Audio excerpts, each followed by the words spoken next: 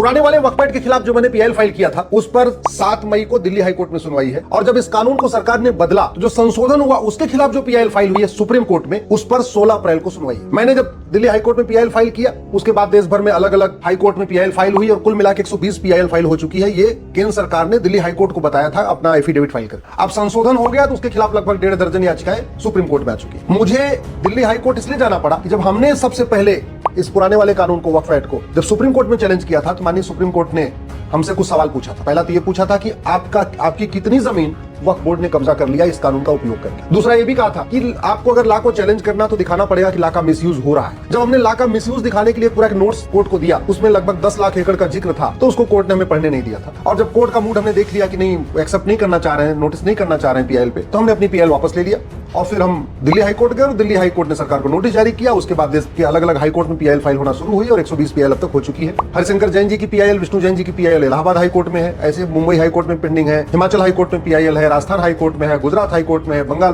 Calcutta high court में, पूरे देश में अलग अलग पीआईएल चल रही है। एक जो लॉजिक दी जाती है वक्फ के मामले में कि भाई बाबर का चबूतरा, तुगलक का किला, वो सब वक्फ प्रॉपर्टी है। अगर उसके हिसाब से देखिए तो वर्तमान जो एशिया है ना, वर्तमान एशिया, भारत नहीं, भारत के बॉर्डर पे जो राज्य देश है वो और प्लस और भी देश, पूरा का पूरा एशिया भगवान श्री राम ने राज किया। तो अगर ये वाला फार्मूला अपनाएं कि जहां जहां मुगलों का चबूतरा था, मुगलों का मकबरा था, जहां घोड़े उनके बांधे जाते थे, वो प्रॉपर्टी वक्फ की हो गई, मुस्लिम्स की हो गई, उसके हिसाब से तो पूरा पूरा एशिया हिंदुओं का हो गया।